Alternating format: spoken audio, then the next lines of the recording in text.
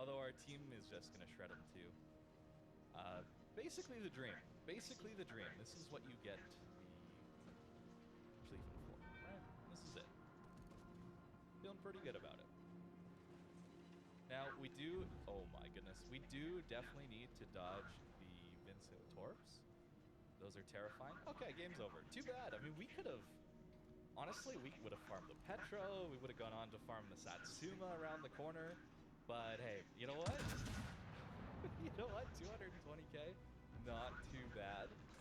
We just had a bit of a better team, I suppose. 108,000 damage with secondary. Yeah, I have not had one of those in a very, very, very, very long time. Ship is on fire. I promise. Look at that. 35,000 to the Monty as he's charging us. That's ridiculous. Okay. Here's a build, if you're wondering. Very all in. And yeah, no fire prevention, because we have those fast cooldown damage control parties. And yeah, IFHE, we're taking it. You know, that gives us these 105s at pen 32. Normally they only pen in 26, which is enough for some cruisers, destroyers at this tier. But getting them up over 32 is a pretty big deal. And that's why I like to take that. Again, all in secondaries. I'm sure you're not very surprised by that, but yeah, it works reasonably well. You could definitely consider any of these three. I would probably stick to propulsion or steering gears, one of the two. This special damage control really just saves you against fire damage, so there's not really much point fully speccing into this. So I think that getting some extra ability is always going to be nice. Whether you're more open water playstyle oriented, then you can go steering gears. If you're trying to play around islands, propulsion is always going to be better because you're tending to be at slower speeds, needing to maneuver at slower speeds around these little islands to just limit firing angles. So I'm actually going to swap the camo away from the steel one. Oh wait, I don't actually own that one. Ship is on fire. That's why it didn't apply. These reflections look funny, so maybe I'll just quickly... If you didn't know, you can turn off different camos. So if you don't own the standard premium camo and you want to just see the standard premium camo, maybe you own maybe a Halloween camo or something like that, just yeah, go in here and turn off maybe the space camo. That way you don't have to buy the standard one. Everyone else will still see whatever they have checked on their port. So if somebody has the decorative ones checked, they'll see my Schlieffen and the steel camo. But that's a good way for you if you don't want to see some of the crazier, wacky camos, Halloween specifically, I would say. You can just turn that off in port and you'll never see it on your ship or anyone else's. It's pretty nice way to give cosmetics for people who want to see it and just more normal looking ships for those who don't. I highly doubt we're going to top that game, I'll be honest with you.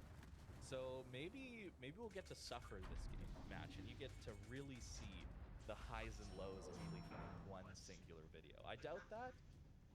Typically, Schlieffen can do just all right. The really bottom of the barrel games don't happen all that often thanks to the concealment, right? The concealment just allows you to play so many more positions and allows you to actually maneuver and work with your secondaries still.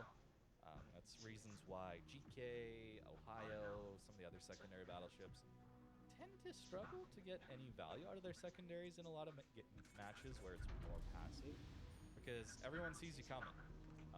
Schlieffen, yeah, people can see you coming, but a lot of times it's too late once they do actually see you coming. Okay, open water side, that sucks. I ain't gonna lie, a push down the 9 line would have been kind of fun. Okay. You know, that said, we could just go play A. Just go snuggle up to the island over here. I could try it. You know, we already had the good game. Like, the pressure is totally off. You've seen what this ship is capable of. So maybe we'll just play a really dumb one. So what really kills us if we just go play here is if, well, there's a lot of DDs out here just peppering us with torps, and if there's a crossfire from over here, because our escape route really is this channel. Ship is on fire. So, you know, that's going to be the issue. But we do have a Moskva here, we do have a Shima here, and a Bourgogne. Bourgogne's going to the 1 line.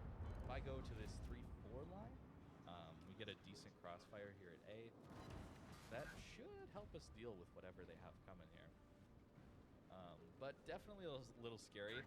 Now that I'm thinking about it more, maybe I don't want to do this off the bat.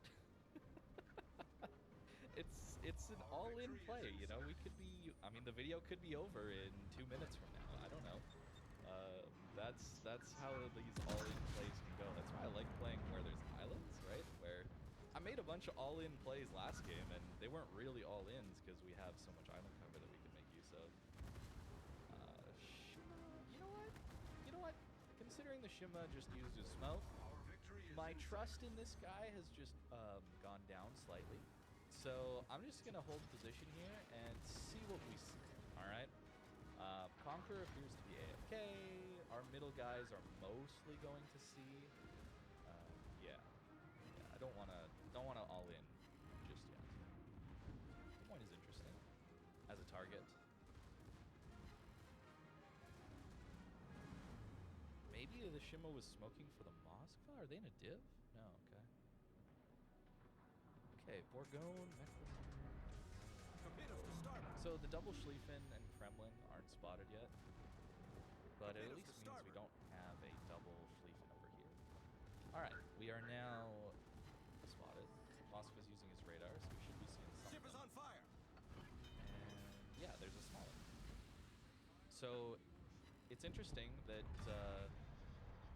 Schlieffen kind of struggles against DDs when you like just think about it. It's like, oh, it's a secondary battleship. It's gonna get farmed out by a DD, but the secondaries hit back quite often.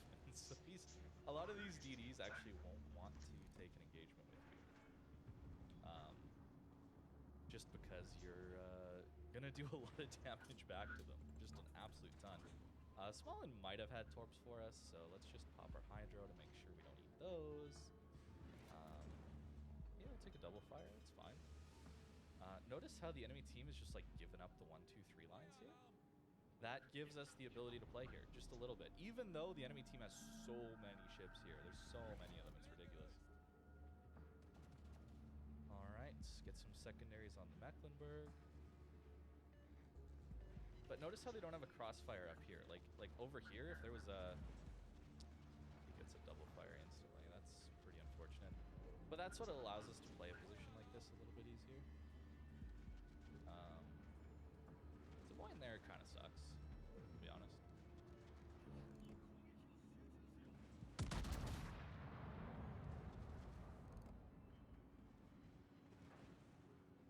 Alrighty then, we'll get ourselves some damage in on smoke. Take our rep, feels good. Alright. Oh, we're not gonna stop in time, and we're gonna eat a flood now, huh? Is that right? Yep.